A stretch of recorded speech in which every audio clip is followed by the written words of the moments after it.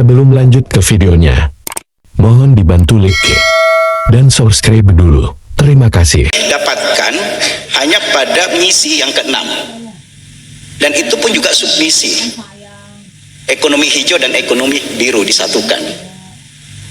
Dan setelah saya baca elaborasi paslon 3 ini tentang misalnya illegal fishing, tentang pemanfaatan sumber daya maritim, itu tidak ada. Sampai mungkin batas-batas wilayah. Bayangan saya ketika membaca itu pasti akan menjelaskan tentang negara maritim yang akan unggul. Itu sama sekali tidak ada. Sangat singkat sekali, tidak detail. Kemudian yang kedua itu, ini mungkin khusus untuk Pak Ganjar, Pak Mahfud, karena pernah memimpin Jawa Tengah 2 periode. Maaf, tentang kemiskinan, dan ini sudah seringkali diungkap. Di dokumen ini ada bahwa obsesi paslon 3 ini akan menekan angka kemiskinan menjadi 2,5%. Itu sangat obsesif sekali. Padahal angka kemiskinan kita itu kisaran 9,3%. Bahkan yang lebih obsesif lagi adalah akan menekan angka kemiskinan ekstrim 0%. Pak Ganjar yang saya hormati, ketika memimpin periode pertama, Bapak hanya mampu menekan 420.000 kemiskinan di Jawa Tengah. Bahkan maaf, lebih parah lagi di periode kedua, hanya mampu menekan kemiskinan 80.000 orang di antara puluhan juta penduduk Jawa Tengah. Problem Jawa Tengah dengan Indonesia saya kira beda, Pak Ganjar, Pak Mahfud. Nah, ini perlu dielaborasi karena sangat mimpinya sangat tinggi gitu ya. Kemudian terakhir ya, terakhir tentang IKN aja ya. IKN ini kan ada di misi tentang percepatan penyelesaian tentang IKN.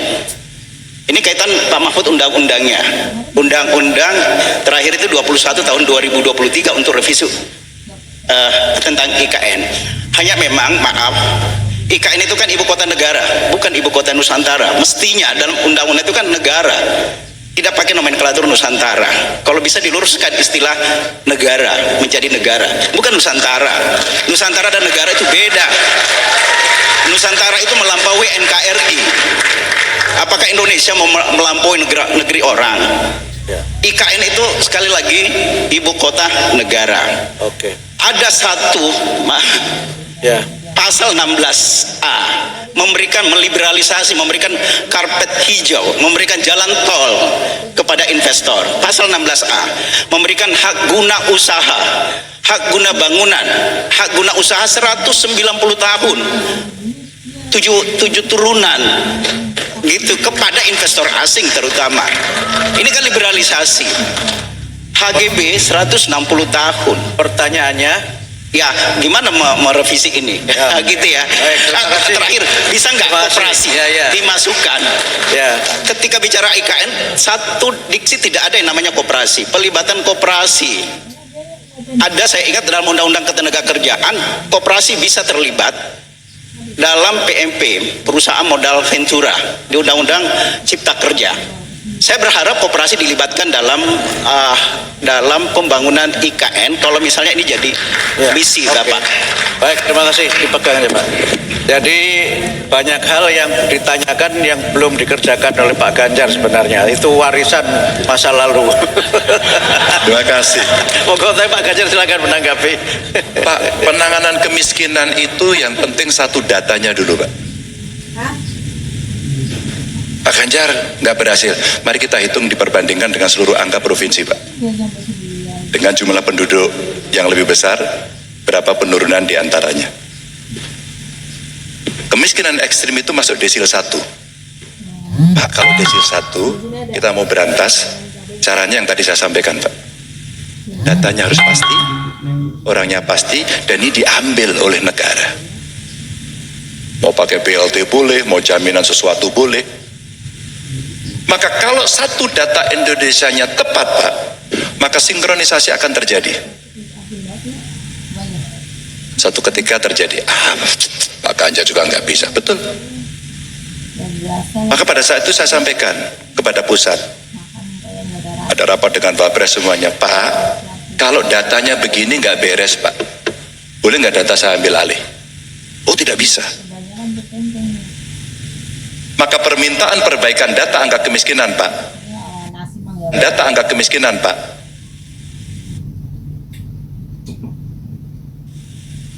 dikoreksi, diminta Kades memperbaiki, diberikan pada kabupaten, kami verbal, dan diberikan kepada pusat. Apa yang terjadi Pak? Bantuan berikutnya kembali kepada data awal. Maka satu data Pak.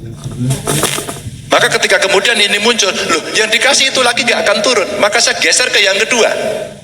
Apa? Tidak hanya bantuan yang sifatnya charity. Maka sekolah.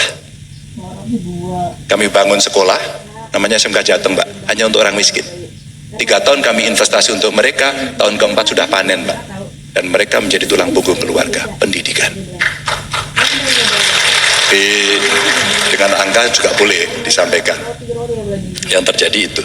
Kenapa kemudian saya sampaikan ini di depan keluarga besar Muhammadiyah? Karena pendidikan yang bisa membuka, dan Muhammadiyah punya concern itu, Pak. Kalau kita berikan datanya kepada kita Pak, kita eksekusi semua Pak.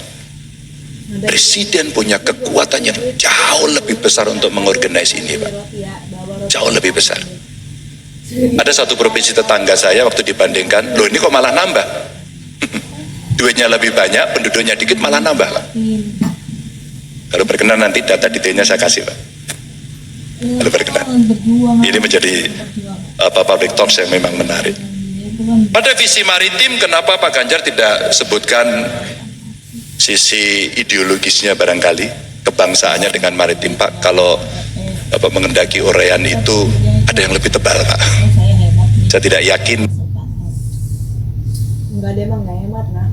Kalau ada stasiun aja nih, Pantes di stasiun kan ada kue-kue gitu kan, kayak kue di Kongsanta lah. Kami berbicara Indonesia ini negara 10.000, ntar kakaknya suruh makan. Beta, lu kalau nggak mau makan lu bisa beli nggak? maritim, itu basisnya dulu Pak.